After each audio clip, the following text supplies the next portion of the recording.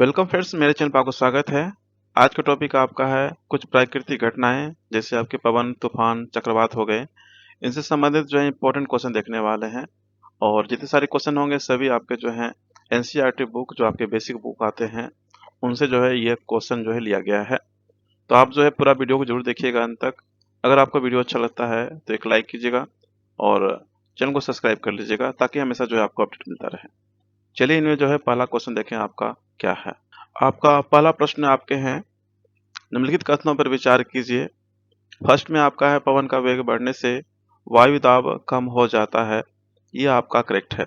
पवन का वेग बढ़ने से जो है वायु दाब कम हो जाता है, याद रखिएगा हमेशा। सेकंड में आपके हैं, पवन सदैव अधिक वायु दाब वाले क्षेत्र से कम वायु दाब वाले क्षेत्र की ओर गति करती है। ये भी आपके करेक्ट है। पवन जो है यह आपका जो है अधिक वायु दाब वाले क्षेत्र से जो है कम वायु दाब वाले जो है क्षेत्र की ओर गति करता है। उपरोक्त में से कौन से कथन आपके सत्य हैं? तो ऑप्शन सी आपका राइट आंसर होगा। एक और जो है दो, दोनों ही यहाँ पे जो है आपके सत्य कथन हैं। चलिए, इनके व्याख्या को जो है हम लोग समझते हैं। आपका पवन का वेग बढ़ने से वायु दाब वास्तव में जो है कम हो जाता है। पवन सदैव जो है अधिक वायु दाब वाले क्षेत्र से कम वायु दाब वाले क्षेत्र की ओर गति करती है। इसके उदाहरण हैं शीतकाल में चलने वाले उत्तर पश्चिम पवन, भारत में ग्रीष्म काल में चलने वाली दक्षिण पश्चिमी मानसून पवन, स्थल समीर, समुद्र समीर आदि हैं। तो इन सबको आप याद रखिएगा। नेक्स्ट देखिए आपका अगला प्रश्न। क्वेश्चन नंबर आपका सेकंड में आपके हैं, पवन की प्रवाह की दिशा उत्तर दक्षिण दिशा में उत्तर से दक्षिण की ओर अथवा दक्षिण से उत्तर की ओर होती है। दिशा में यह परिवर्तन होता है किस कारण से? पृथ्वी के जो है घूर्णन के कारण से होता है।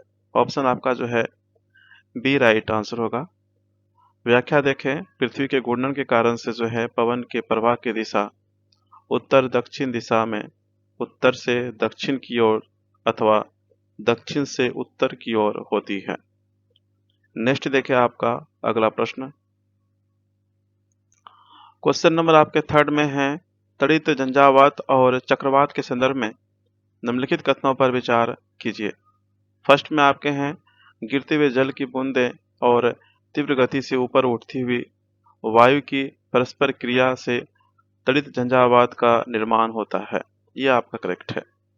गिरते हुए जल की बूंदें और तीव्र गति से ऊपर उठती हुई वायु की परस्पर क्रिया से जो है आपका तड़ित झंझावात का निर्माण होता है। सेकंड में आपके हैं, विशाल चक्रवात वायुमंडल में तेजी से घूर्णन करता है। वायु का एक पिंड होता है। यह पृथ्वी तल से 10 से 15 किलोमीटर ऊंचाई पर जो है स्थित होता है।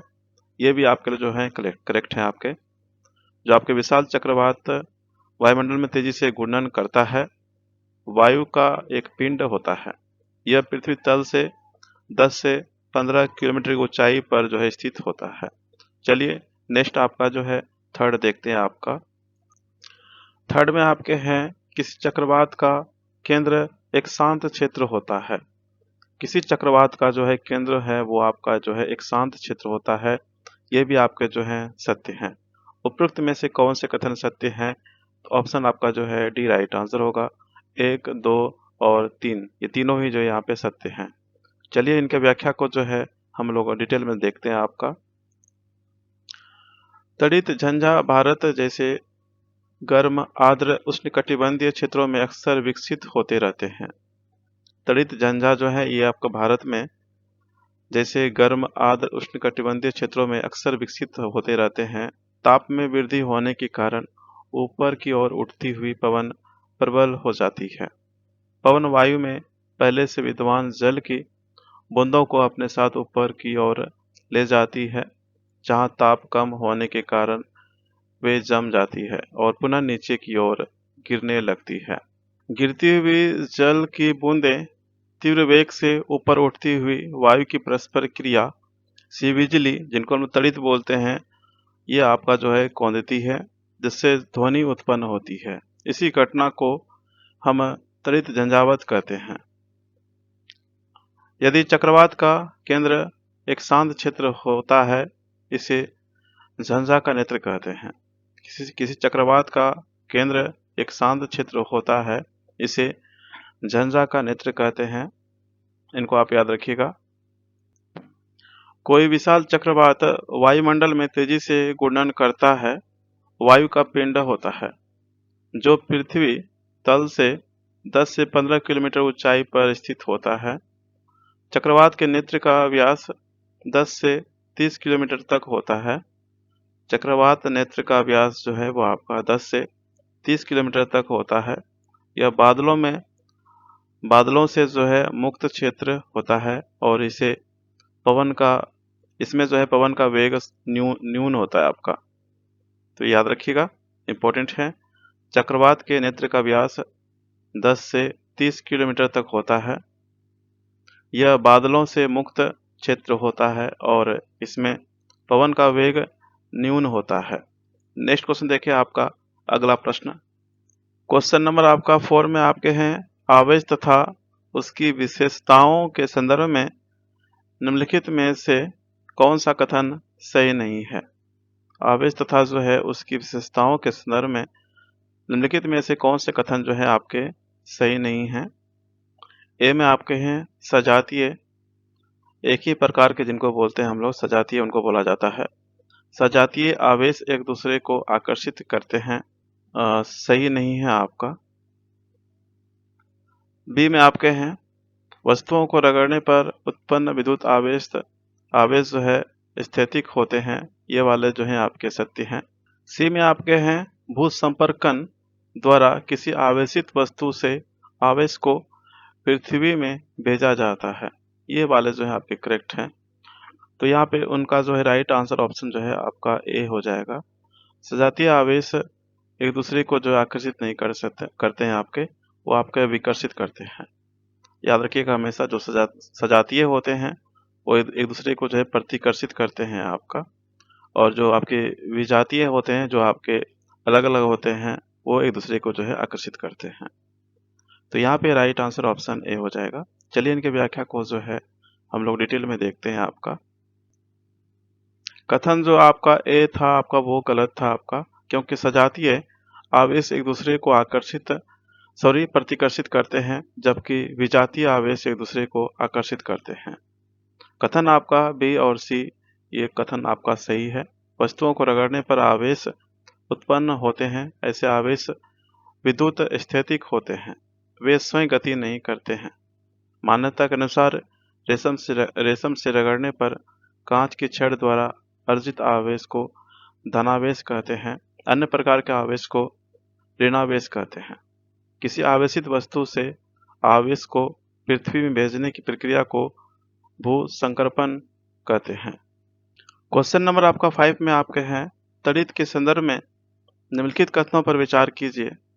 फर्स्ट में आपके हैं, धरती के निकट संचित धनात्मक आवेशों तथा जो है बादलों के निचले किनारों पर संचित ऋणात्मक आवेशों के मिलने से प्रकाश की चमकीली धारियों तथा जो है ध्वनि के रूप में तड़ित उत्पन्न होती है, यह आपका जो है करेक्ट है।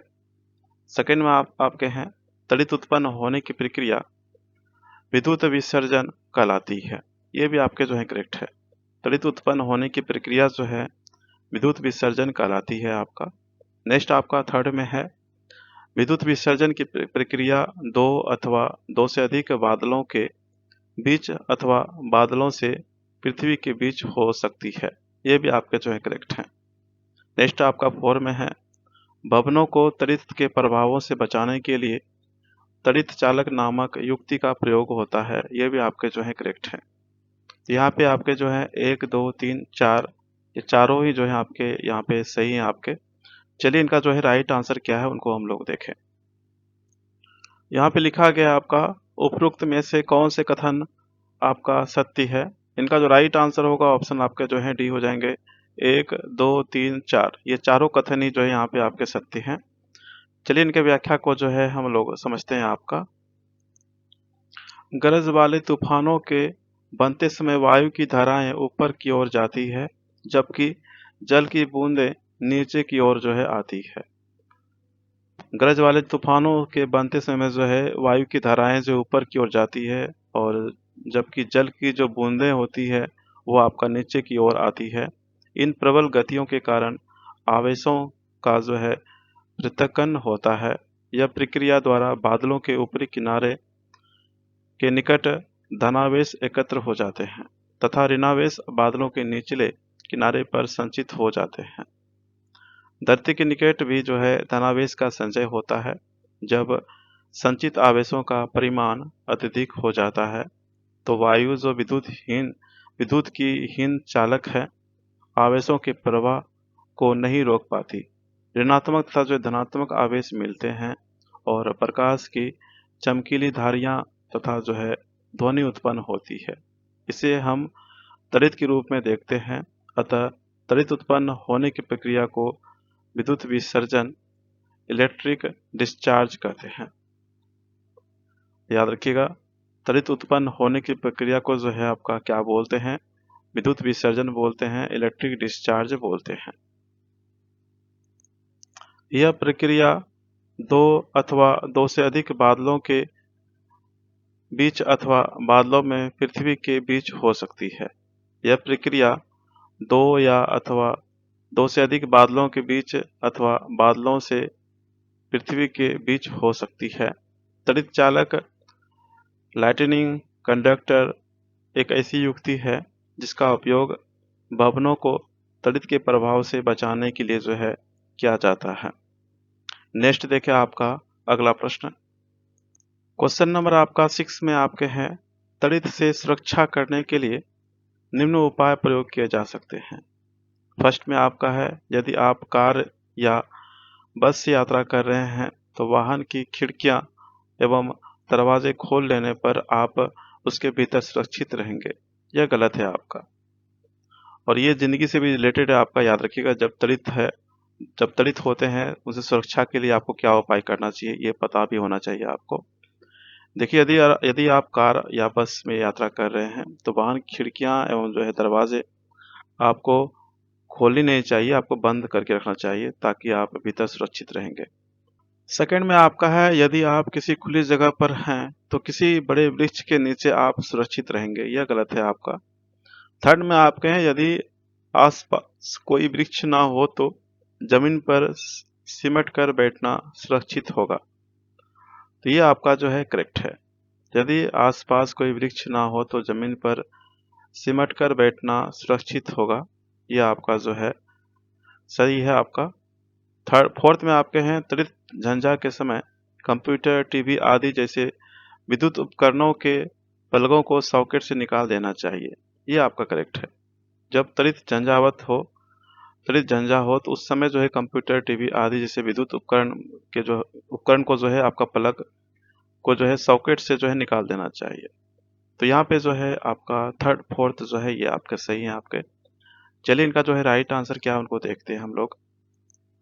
यहाँ पे आपका लिखा गया है, उपरोक्त में से कौन से कथन आपका सही है? तो यहाँ पे राइट आंसर ऑप्शन जो है सी हो जाएंगे। 3 और जो है कथन आपके 4 आपके सही हैं। चलिए, इनके व्याख्या को जो है हम लोग समझते हैं आपका। यदि आप किसी ऐसे खुले क्षेत्र में हैं जहाँ कोई शरण स्थल नहीं है तो सभी वृक्षों से काफी दूरी पर खड़े रहें। जमीन पर ना लेटें बल्कि जमीन पर सिमट कर नीचे बैठें। त्वरित टेलीफोनों के तारों, विद्युत तारों तथा जो है धातु के पाइपों पर आघात कर सकती है, इसलिए कंप्यूटर, टीवी आदि जैसे विद्युत उपकरणों के प्लगों को सॉकेट से निकाल देना चाहिए। इसके अतिरिक्त विद्युत बल्बों, ट्यूबलाइटों को जलाए रखा जा सकता है क्योंकि इनसे जो है कोई हानि नहीं होती है। यदि आप किसी कार अथवा बस द्वारा यात्रा कर रहे हैं तो वाहन की खिड़कियां व दरवाजे बंद होने पर आप उसके भीतर सुरक्षित हैं। खुले मैदान, ऊंचे वृक्ष, पार्कों में शरण स्थल, ऊंचे स्थान त्वरित से हमारी सुरक्षा नहीं करते। त्वरित झंझा के समय छाता लेकर चलने का विचार किसी भी दृष्टि से अच्छा नहीं है। तो इन सब बातों को आप याद रखिएगा, ध्यान में रखिएगा। चलिए, नेक्स्ट क्वेश्चन देखिए आपका अगला प्रश्न। क्वेश्चन नंबर आपका 7 में है आपका, चक्रवात के दुष्प्रभावों को कम करने में निम्नलिखित में से कौन सी व्यवस्थाएं सहायक हो सकती है। फर्स्ट में आपके हैं चक्रवात पूर्वानुमान और चेतावनी सेवा, ये आपका हो सकता है आपका। सेकंड में आपके हैं सरकारी संस्थाओं, मछुआरों और आम जनता को शीघ्र चेतावनी देने के लिए अतिगामी संचार व्यवस्था करना, ये भी आपके करेक्ट है। थर्ड में आपके हैं लोगों को तेजी से सुरक्षित स्थानों पर पहुंचाना, ये होंगे आपके। और फोर में आपके हैं चक्रवात संभावित क्षेत्रों में चक्रवात आश्रयों का निर्माण, ये भी आपके करेक्ट है। उपयुक्त में से कौन से कथन सत्य हैं? तो 1, 2, 3, 4, ये चारों ही आपके करेक्ट हैं। ऑप्शन जो आपके यहाँ पे डी राइट आंसर हो गए, 1, 2, 3, 4। चलिए इनके व्याख्या को जो है हम लोग डिटेल में समझते हैं आपका। चक्रवात के दुष्प्रभावों को कम करने में जो है निम्नलिखित व्यवस्थाएं सहायक हो सकती है। सरकारी सामाजिक स्तर पर व्यवस्था, चक्रवात पूर्वानुमान और चेतावनी सेवा, सरकारी संस्थाओं, समुद्र तटों, मछुआरों, जलपोतों और आम जनता को शीघ्र चेतावनी देने के लिए तीव्रगामी संचार व्यवस्था, चक्रवात संभावित क्षेत्रों में चक्रवात आश्रयों का निर्माण और लोगों को तेजी से सुरक्षित स्थानों पर पहुंचाने के लिए प्रशासनिक व्यवस्था। तो ये सभी जो हैं चक्रवात दुष्प्रभाव से जो है कम करने के लिए व्यवस्थाएं हैं आपका, इनको आप याद रखिएगा। नेक्स्ट देखिए आपका अगला प्रश्न। क्वेश्चन नंबर आपका 8 में है आपका, पृथ्वी के भीतर सबसे ऊपरी सतह में गहराई के गड़बड़ के कारण भूकंप आते हैं, इस परत को क्या कहते हैं? इनका जो राइट आंसर होगा, इनको जो है आपका ऊपर पट्टी कहते हैं। ऑप्शन आपका जो है बी राइट आंसर होगा। पृथ्वी के भीतर की सबसे ऊपरी सतह में गहराई की गड़बड़ के कारण भूकंप आते हैं। पृथ्वी की इस परत को भूपर पट्टी कहते हैं। पृथ्वी के भीतर की सबसे जो है ऊपरी सतह में गहराई की गड़बड़ के कारण जो है भूकंप आते हैं। पृथ्वी की सतह को क्या बोलते हैं? भूपर पट्टी कहते हैं। पृथ्वी की यह परत एक खंड में नहीं है, यह टुकड़ों में विभाजित है। प्रत्येक टुकड़े को प्लेट कहते हैं। यह प्लेट निरंतर गति करती रहती है। नेक्स्ट देखिए आपका अगला प्रश्न। क्वेश्चन नंबर आपका 9 में आपके हैं, निम्नलिखित कथनों पर विचार कीजिए। फर्स्ट में आपके हैं, भूकंप आने की संभावना वहां अधिक होती है जहां पृथ्वी की प्लेटों की सीमाएं दुर्बल क्षेत्र में होती है। इन दुर्बल क्षेत्रों को भूकंप क्षेत्र अथवा भ्रंश क्षेत्र भी कहते हैं। ये आपके करेक्ट हैं। सेकंड में आपके हैं, केंद्रीय हिमालय तथा जो है कक्ष का रन भूकंप आशंकित क्षेत्र है। ये भी आपके करेक्ट हैं। उपरोक्त में से कौन से कथन आपके सत्य हैं? तो ऑप्शन सी आपका राइट आंसर होगा। 1 और 2 दोनों ही यहाँ पे जो है आपके सत्य हैं। चलिए इनके व्याख्या को जो है देखते हैं आपका। अधिकांश भूकंप पृथ्वी के प्लेटों की गतियों के कारण आते हैं। जहां प्लेटों की सीमाएं दुर्बल होती है वहां भूकंप आने की संभावना जो है अधिक होती है। इन दुर्बल क्षेत्रों को भूकंपीय क्षेत्र अथवा भ्रंश क्षेत्र भी कहते हैं। भारत के अति भूकंप आशंकित क्षेत्र कश्मीर, पश्चिमी तथा जो है केंद्रीय हिमालय, समस्त उत्तर पूर्व कक्षकरण, राजस्थान तथा जो है सिंध गंगा के मैदान हैं। दक्षिण भारत के कुछ भाग भी जो है खतरे के क्षेत्र में आते हैं। तो इन सबको आप याद रखिएगा। नेक्स्ट देखिए आपका अगला प्रश्न। क्वेश्चन नंबर आपका 10 में आपके हैं, निम्नलिखित कथनों पर विचार कीजिए। फर्स्ट में आपके हैं, किसी भूकंप की शक्ति के परिमाण को रिएक्टर पैमाने पर जो है व्यक्त किया जाता है। यह आपका करेक्ट है। किसी भूकंप की शक्ति के परिमाण को जो है रिएक्टर पैमाने पर जो है व्यक्त किया जाता है। नेक्स्ट आपके सेकंड में है आपका, अधिक विनाशकारी भूकंपों की रिएक्टर पैमाने का परिमाण 10 से अधिक होता है। यह गलत है आपका। यहाँ पर जो होंगे वो आपका 7 होंगे, 7 से अधिक होता है आपका। तो यहाँ पे सेकंड वाले जो है गलत है आपका। नेक्स्ट देखिए आपका थर्ड नंबर। थर्ड में आपके हैं, रिएक्टर पैमाने के परिमाण में 2 के वृद्धि होने का अर्थ है कि भूकंप विनाशी ऊर्जा में 1000 गुना वृद्धि होना। ये भी आपके जो है यहाँ पे करेक्ट है। उपयुक्त में से कौन से कथन आपका सत्य है? ऑप्शन सी आपका राइट आंसर होगा। 1 और जो है 3 आपका सत्य है। चलिए इनकी व्याख्या को जो है डिटेल में देखते हैं। किसी भूकंप की शक्ति के परिमाण को रिएक्टर पैमाने पर जो है व्यक्त किया जाता है। रिएक्टर पैमाना रैखिक नहीं है। रिएक्टर पैमाने पर परिमाण में 2 के वृद्धि का अर्थ है 1000 गुना अधिक विनाशी ऊर्जा। इसलिए 6 परिमाण के किसी भूकंप की विनाशी ऊर्जा 4 परिमाण के भूकंप की तुलना में 1000 गुनी जो है अधिक होती है। कथन आपका 2 असत्य था, क्योंकि अधिक विनाशकारी भूकंपों का रिएक्टर पैमाने पर जो है परिमाण कितना होता है आपका 7 से अधिक होता है। अधिक विनाशकारी भूकंप का रिएक्टर पैमाना जो होते हैं वो आपका उनका परिमाण जो होता है वो आपके 7 से अधिक होता है। इनको आप याद रखिएगा, इंपॉर्टेंट है। नेक्स्ट देखिए आपका अगला प्रश्न। क्वेश्चन नंबर आपका 11 में आपके हैं, लिखित कथनों में से कौन सा कथन आपके जो असत्य कथन है यहाँ पे। ए में आपका भूकंपी तरंगें पृथ्वी की सतह पर उत्पन्न तरंगें होती है, यह आपका जो यहाँ पे करेक्ट है। भूकंपी तरंगों को भूकंप लेखी नामक उपकरण द्वारा रिकॉर्ड किया जाता है, ये भी आपके जो करेक्ट है। सी में आपके हैं भूकंपों की भविष्यवाणी नहीं की जा सकती है, यह भी आपके जो है करेक्ट है। यहाँ पे असत्य कोई भी नहीं है, तो यहाँ पे ऑप्शन जो है डी राइट आंसर होगा। उपरोक्त में से जो है कोई भी कथन जो है आपका असत्य नहीं है। चलिए इनके व्याख्या को जो है हम लोग डिटेल में देखते हैं आपका। भूकंप पृथ्वी की सतह पर तरंगे उत्पन्न करते हैं। इन तरंगों को भूकंपी तरंगे कहते हैं। इन तरंगों को भूकंप लेखी नामक उपकरण द्वारा रिकॉर्ड किया जाता है। अभी तक यह संभव नहीं हो सका है कि आने वाले भूकंप के समय तथा स्थान की भविष्यवाणी जो है की जा सके। तो इनको आप याद रखिएगा। भूकंप जो है पृथ्वी की सतह पर तरंगे उत्पन्न करते हैं और इन तरंगों को भूकंपी तरंगे कहते हैं। इन तरंगों को भूकंप लेखी नामक उपकरण द्वारा रिकॉर्ड किया जाता है। अभी तक यह संभव नहीं हो सका है कि आने वाले भूकंप के समय तथा जो स्थान की भविष्यवाणी की जा सके। तो ये आपका जो है लास्ट क्वेश्चन था। आई होप आपको सभी क्वेश्चन अच्छे लगेंगे। तो एक बार जो है पूरा वीडियो को जरूर देखिएगा, और वीडियो अगर अच्छा लगता है तो एक लाइक कीजिएगा और चैनल को सब्सक्राइब कर लीजिएगा, ताकि हमेशा जो है आपको अपडेट मिलता रहे। मिलते हैं हम लोग नेक्स्ट वीडियो में नेक्स्ट टॉपिक के साथ में। इस वीडियो में बस इतना ही था। Thank you, have a nice day and take care.